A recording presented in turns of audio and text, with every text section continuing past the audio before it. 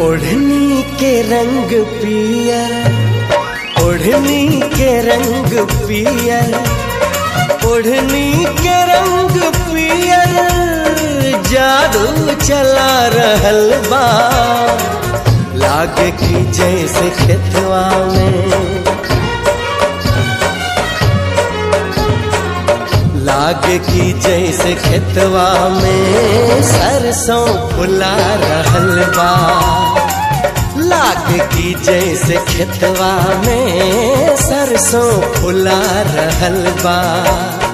ओढ़नी के रंग पियर, ओढ़नी के रंग पियर।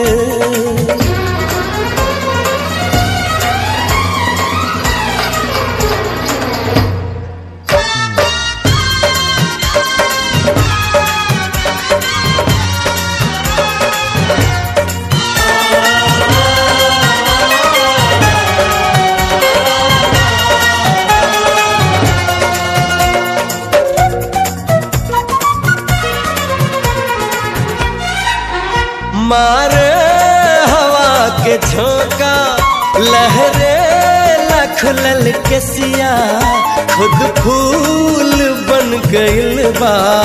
खुशबू से भरल दहिया, हमारे हवा के झोंका, लहरे लखलल के सिया, खुद फूल बन गइल बा।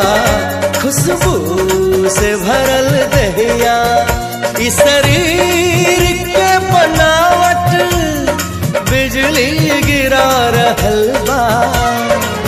लागे की जैसे खेतवा में, हाय लागे की जैसे खेतवा में सरसों फुला रहल बा। लागे की जैसे खेतवा में सरसों फुला रहल बा।